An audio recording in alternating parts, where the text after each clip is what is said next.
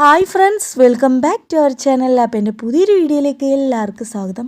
ഇന്ന് നമ്മൾ തയ്യാറാക്കും നല്ല പഞ്ഞി പോലത്തെ അപ്പമാണ് കേട്ടോ. അപ്പോൾ ഈ ഒരു ഐറ്റം തയ്യാറാക്കാനായിട്ട് നമുക്ക് അത്യാവശ്യം ഒരു ഒന്നോ രണ്ടോ ഇൻഗ്രീഡിയൻസ് മാത്രം മതി. അപ്പോൾ ആദ്യം തന്നെ ഇതുപോലെ ഒരു ബൗളിലേക്ക് നമുക്ക് 1 കപ്പ് മൈദ എടുക്കുക. മൈദയ്ക്ക് പകരം നിങ്ങൾക്ക് ഗോതമ്പ് പൊടിയാണെങ്കിൽ ഗോതമ്പ് പൊടി എടുക്കുക. ഇനി 1 കപ്പ് മൈദപ്പൊടിക്ക് 1/4 കപ്പ് റവയാണ് വേണ്ടത്. വറുത്തതോ വറുക്കാത്തതോ ഏത് റവയാണെങ്കിലും കുഴപ്പമില്ല. പിന്നെ വേണ്ടത് പഞ്ചസാരയാണ്. നിങ്ങൾക്ക് എത്രയാണോ മധുരം വേണ്ടത് അതിനനുസരിച്ച് പഞ്ചസാരൻ്റെ അളവൊക്കെ കൂട്ടിയും കുറച്ചിട്ടൊക്കെ എടുക്കാം കേട്ടോ. ഇനിയിപ്പോൾ നിങ്ങൾക്ക് പഞ്ചസാര വേണ്ട, അതിന് പകരം ശർക്കര ചേർക്കണം എന്നുണ്ടെങ്കിൽ ശർക്കര ചേർത്താലും മതി. അല്ല ഒട്ടും പഞ്ചസാര വേണ്ടാന്നുണ്ടെങ്കിൽ പഞ്ചസാര ചേർത്തില്ലെങ്കിലും കുഴപ്പമൊന്നുമില്ല കേട്ടോ. ഇനി ഇതെല്ലാം അതും കൂടെ ചേർത്ത് നന്നായിട്ട് തന്നെ ഒന്ന് മിക്സ് ചെയ്തെടുക്കുക. ഇനി ഇതിലേക്ക് ചേർത്ത് കൊടുക്കുന്നത് തേങ്ങ ചിരവിയതാണ്. തേങ്ങ ഞാനൊന്ന് മിക്സിയിലിട്ടൊന്ന് അടിച്ചെടുത്താണ്, വെള്ളമൊന്നും ചേർക്കാതെ നമ്മളൊന്ന് ചതച്ചെടുക്കില്ലേ, അങ്ങനെ എടുത്താണ് കേട്ടോ. അതുപോലെ തന്നെ തേങ്ങ ഒരുപാട് ചേർക്കരുത്. ഞാനിപ്പോൾ ഒരു 2 ടീസ്പൂണാണ് ചേർത്തിട്ടുള്ളൂ, അത്ര തന്നെ മതിയാവുള്ളൂ, അതിൽ കൂടുതൽ ചേർത്ത് കൊടുക്കരുത്. പിന്നെ വേണ്ടത് ഉപ്പാണ്. അപ്പോൾ ഒരു നുള്ളു ഉപ്പ് ചേർത്ത് കൊടുക്കുക. ഇനി ഇതെല്ലാതും നന്നായിട്ട് തന്നെ ഒന്ന് മിക്സ് ചെയ്തെടുക്കുക. ഇനി ഇതിലേക്ക് നമ്മൾ ചേർത്ത് കൊടുക്കാൻ പോകുന്നത് വെള്ളമാണ്. വെള്ളം ചേർത്ത് കൊടുക്കുമ്പോൾ ഇളം ചൂടുള്ള വെള്ളം ചേർത്ത് കൊടുക്കുക. അധികം തിളയ്ക്കരുത്, എന്നാൽ ഒരുപാട് ചൂടില്ലാതെ ആവരുത്, ആ രീതിയിൽ വേണം ചേർത്ത് കൊടുക്കാനായിട്ട്. അപ്പോൾ വെള്ളം ചേർത്ത് കൊടുക്കുമ്പോൾ കുറച്ചായി ഒഴിച്ചു കൊടുത്തിട്ട് ചേർത്ത് കൊടുക്കുക. അധികം കട്ടിയാവരുത്, അധികം ലൂസ് ആവാത്തൊരു തിക്കിൽ വേണം നമ്മൾ ആക്കിയെടുക്കാൻ വേണ്ടിയിട്ട്. അപ്പോൾ അതാ ഞാനിവിടെ വെള്ളം കുറച്ചായി ചേർത്ത് കൊടുക്കുന്നുണ്ട്. കട്ടകളൊന്നും ഇല്ലാതെ നന്നായിട്ട് തന്നെ ഒന്ന് മിക്സ് ചെയ്തെടുക്കണം. ഇതൊന്ന് മിക്സ് ചെയ്തെടുക്കാൻ തന്നെ ഒരു 2-3 മിനിറ്റ് ആവും. നമ്മൾ കുറച്ചായി വെള്ളം ചേർത്ത് കൊടുത്തിട്ട് വേണം മിക്സ് ചെയ്തെടുക്കാനായിട്ട്.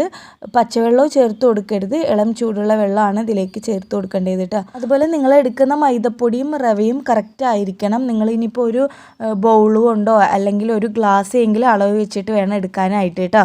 ഇതിപ്പോൾ നന്നായിട്ട് മിക്സ് ചെയ്യാൻ വേണ്ടിയിട്ട് ഇതുപോലെ ഒരു വിസ്കോ അല്ലെങ്കിൽ ഫോർക്കോ അല്ലെങ്കിൽ സ്പൂണോ വെച്ചിട്ട് നന്നായിട്ട് തന്നെ ഒന്ന് മിക്സ് ചെയ്തെടുക്കുക. അപ്പോൾ ഈ ഒരു പരുവമാണ് നമുക്ക് ആയി കിട്ടേണ്ടത്. അധികം തിക്കും അധികം ലൂസും ആവാത്ത ഈ ഒരു രീതിയിലാക്കി കിട്ടിയാലാണ് നമുക്ക് പെർഫെക്റ്റായിട്ട് നമ്മുടെ ഈ ഒരു പഞ്ഞി പോലത്തെ അപ്പം ചുട്ടെടുക്കാൻ വേണ്ടി പറ്റുള്ളൂ. ഇനി ഇതിലേക്ക് ഒരു 1/4 ടീസ്പൂൺ അളവിൽ ബേക്കിംഗ് സോഡയാണ് ചേർത്ത് കൊടുക്കുന്നത്. ഇനി നിങ്ങളുടെ കയ്യിൽ ബേക്കിംഗ് പൗഡർ ആണെങ്കിൽ അത് ചേർത്ത് കൊടുക്കുക. എന്നിട്ട് ഇതൊന്ന് നന്നായിട്ട് തന്നെ ഒന്ന് മിക്സ് ചെയ്തെടുക്കുക. ഇനി ഇതിലേക്ക് ലേശം വാനില എസൻസ് ചേർത്ത് കൊടുക്കുക. നല്ലൊരു ഫ്ലേവറിന് വേണ്ടിയിട്ടാണ്. ഒരു 1/4 ടീസ്പൂൺ മതിയാവും. ഇനി നിങ്ങളുടെ കയ്യിൽ വാനില എസൻസ് ഇല്ലെങ്കിൽ ചേർത്ത് കൊടുത്തില്ലെങ്കിലും കുഴപ്പമില്ല. അല്ല നിങ്ങൾക്ക് ഏലക്ക പൊടി ചേർത്ത് കൊടുക്കണം എന്നുണ്ടെങ്കിൽ അതും ചേർത്ത് കൊടുക്കുക. ഇതെല്ലാം അതും കൂടെ നന്നായിട്ട് മിക്സ് ചെയ്തിട്ട് ഒരു 20 മിനിറ്റ് റെസ്റ്റ് ചെയ്യാൻ വേണ്ടി വെക്കുക. ഇപ്പോൾ ഇതാ ഒരു 20 മിനിറ്റ് ഒക്കെ കഴിഞ്ഞിട്ടുണ്ട്. മാവ് നന്നായിട്ടൊന്ന് സോഫ്റ്റ് ആവാൻ വേണ്ടിയിട്ടാണ് നമ്മൾ ചേർത്ത് കൊടുത്ത റവയൊക്കെ ഉണ്ടല്ലോ, അത് നന്നായിട്ടൊന്ന് കുതിർന്ന് വരാൻ വേണ്ടിയിട്ടാണ് കേട്ടോ നമ്മൾ 20 മിനിറ്റ് ഒന്ന് റെസ്റ്റ് ചെയ്യാൻ വേണ്ടി വെക്കുന്നത്. മാക്സിമം അത്ര മതി, അല്ലെങ്കിൽ ഒരു 15 മിനിറ്റ് വെച്ചാലും മതി. റെസ്റ്റ് ചെയ്യാൻ വെച്ച ശേഷം മാവ് കുറച്ച് തിക്കായി വരികയാണെന്നുണ്ടെങ്കിൽ ഇളം ചൂടുള്ള കുറച്ച് വെള്ളം ഒന്ന് ചേർത്തിട്ടൊന്ന് മിക്സ് ചെയ്തെടുക്കുക. ചിലപ്പോൾ നമ്മൾ ചേർത്ത് കൊടുത്ത വെള്ളം റവ കുതിർന്ന് വരുന്ന സമയത്ത് കുറച്ച് കട്ടിയായി വരും. അപ്പോൾ അതുകൊണ്ട് തന്നെ ലേശം ഒന്ന് വെള്ളം ചേർത്തിട്ടൊന്ന് മിക്സ് ചെയ്തെടുത്താൽ മതി കേട്ടോ. ഇനി ഇത് നമുക്ക് ചുട്ടെടുക്കാം. അതിനായിട്ട് തന്നെ ഓയിൽ നന്നായി ചൂടാവാൻ വേണ്ടി വെച്ചിട്ടുണ്ട്. അതിലേക്ക് ഓരോ തവി മാവ് ഒഴിച്ചു കൊടുത്തിട്ട് ചുട്ടെടുക്കാവുന്നതാണ്. ഓയിൽ നന്നായി ചൂടായിരിക്കണം, അതുപോലെ തന്നെ ഹൈ ഫ്ലെയിം ഇട്ട് കൊടുക്കുക. മാവ് ഒഴിച്ചു കൊടുത്തു കഴിഞ്ഞാൽ ഒരു 2 സെക്കൻഡിനുള്ളിൽ തന്നെ മേലേക്ക് പൊന്തി വരും. അപ്പോൾ നമുക്കത് തിരിച്ചിട്ട് കൊടുക്കാം. അതിന് 2 സൈഡും തിരിച്ച് മറിച്ചിട്ട് കൊടുത്ത് നന്നായി മൊരിയിച്ചെടുക്കുക കേട്ടോ. നല്ല ടേസ്റ്റാണ് ഇത് കഴിക്കാനായിട്ട്. അപ്പോൾ അത് ആ മേലേക്ക് പൊന്തി വന്നിട്ടുണ്ട്. ഇനി ഇതൊന്ന് തിരിച്ചിട്ട് കൊടുക്കുന്നുണ്ട്. അധികം എണ്ണ കുടിക്കുക അങ്ങനെയൊന്നുമില്ല, നമുക്ക് വേഗത്തിൽ തന്നെ ഉണ്ടാക്കിയെടുക്കാവുന്നതാണ്. ഇപ്പോൾ ഇതൊന്ന് നന്നായിട്ട് മൊരിഞ്ഞ് വന്നിട്ടുണ്ട്. ഇനി ബാക്കിയുള്ളതും കൂടെ ഇതേപോലെ തന്നെ ഉണ്ടാക്കിയെടുക്കുക.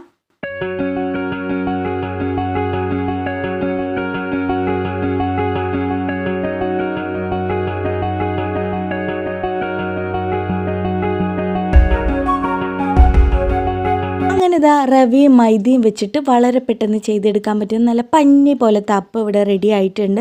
നിങ്ങൾക്കിത് ബ്രേക്ക്ഫാസ്റ്റ് ആയിട്ടോ ഈവനിങ് ടൈമിൽ സ്നാക്കൊക്കെ ആയിട്ട് കഴിക്കാവുന്നതാണ്. ബ്രേക്ക്ഫാസ്റ്റ് ആയിട്ടൊക്കെ ഉണ്ടാക്കുമ്പോൾ മധുരം കുറച്ച് 1 ടീസ്പൂണൊക്കെ മധുരം ഇട്ട് ഒരു നുള്ളു കുറച്ചുകൂടെ ഉപ്പൊക്കെ ഇട്ടിട്ട് ഉണ്ടാക്കിയെടുക്കാവുന്നതാണ്.